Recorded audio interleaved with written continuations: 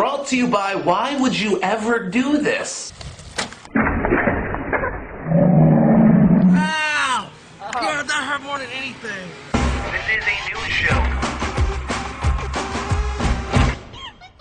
It takes a certain kind of man to go, I want to be hitting the nuts on video. And then there's another kind of man that says, I want to be hitting the nuts on a video of you jumping off the roof on a bicycle that hits a plank that seesaws into my nutsack. That takes a great man. Anyways, our first story of the day is Wyclef Jean. There are rumors out and about that Wyclef may actually run for the presidency of Haiti. And there are some pros and cons of this. The cons, of course, is the bad press he's gotten recently. People questioning where the money was actually going when they were donating for the whole cause in Haiti. Allegations that he spent over $100,000 of the charitable funds on his mistress. Of course, that old story in 2006 where he wanted $100,000 to play for a charity event on top of the funds to actually get them there and get them playing. And then there, of course, is the pro side of things. Wyclef is Haitian, and he also has a song about being president, where I imagine he would campaign on the points that he would be elected on a Friday, assassinated on a Saturday, buried on Sunday, and everyone else would apparently go back to work on Monday, if he was president. It's an interesting platform, and a story I will definitely look out for. In other news, the website WikiLeaks released something called the Afghan Diary, which is about 1,000+ pages of previously confidential information. Most of it information about Afghanistan that the government did not want people to see, and it's kind of crazy because 1,000 pages is a lot to read. It makes me tired just thinking about it. But the two main things about this is that the U.S. government believes they have the source of the link in custody, a guy by the name of Bradley Manning, who previously released videos showing U.S. soldiers possibly killing civilians. But really, there's been no information showing a connection between Manning and the second leak. And secondly, most of the information about Afghanistan just shows that the situation is a lot bleaker than the government wants to tell us it is. So if you want to check that out, links in the description. My eyes get tired just thinking about it. Some really interesting news coming out of BP. They ran an internal investigation to see if they were the cause of the oil spill. And good news for BP. BP has acquitted BP of all responsibility. Whew! That was a close one. Next thing I want to talk about comes from CNN. There was an article on there talking about the idea, the amazing idea of having a dislike button on Facebook.com. Facebook, of course, has that button, the like button that you can put on your website. People click it and it automatically goes to their feed on Facebook. Kind of awesome. But there has been the discussion to add a dislike button to let people know that they hate this thing. And Facebook has taken this into consideration, but they said they will not add a dislike button if you just want to say you hate this website. But most of the people that want the dislike button mainly just don't want things in their feed to show up like Philip DeFranco likes priests anally raping boys. Because I just want to share that story, but now it comes off one of two ways. One, I'm really all about priests anally raping boys. Or two, I'm just not a huge advocate of priests raping boys in the mouth. Either way, it makes me look bad. So that would make sense to have a dislike button if I was an idiot and did not realize that Facebook has a share button. So main point, a dislike button is stupid. Stop being so negative, you stupid bitch. Also, something I really wanted to show you. You know how you ever